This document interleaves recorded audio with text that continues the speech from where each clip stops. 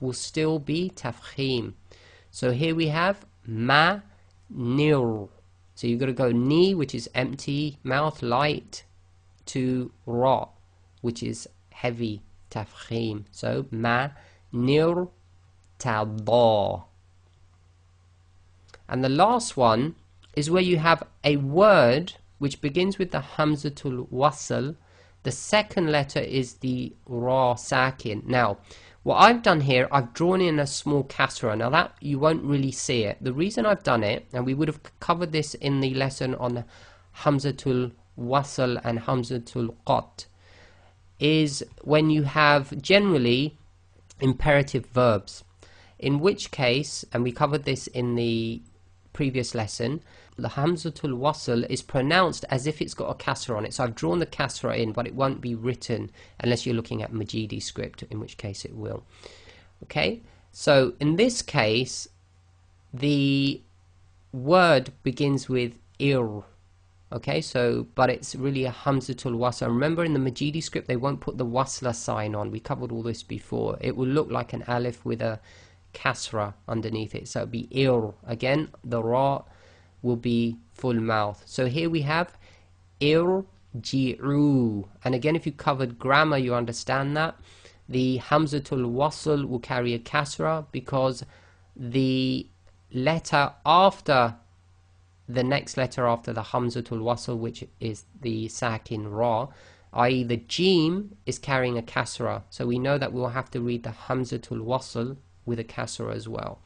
If you don't know your grammar, then this is a bit difficult, and as we said in previous lessons, you're better off maybe comparing your Uthmani script to a Majidi script to help you along.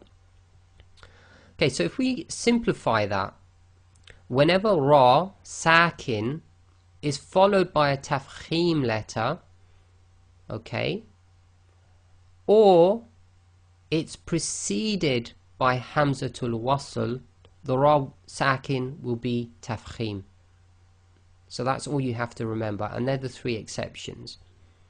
So let's do a recap of the three major groupings that you've got to remember, and hopefully this will be much more simpler now. So 15 rules, and all you've got to remember: if the ra is related to a dhamma or a fatha, it will be tafkhim.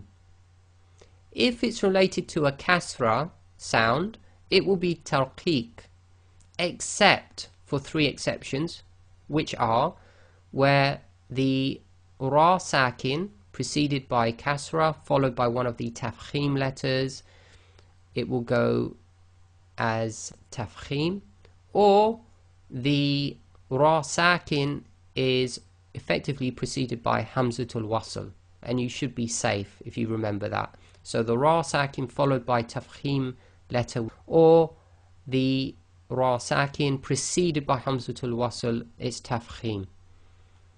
So hopefully that would have simplified it for you. So in conclusion, we should understand the 15 rules surrounding the pronunciation of the letter ra, and we've simplified it, so you should have a simplified method of remembering all those rules. So you don't necessarily have to remember all 15 individually, just remember the three big concepts.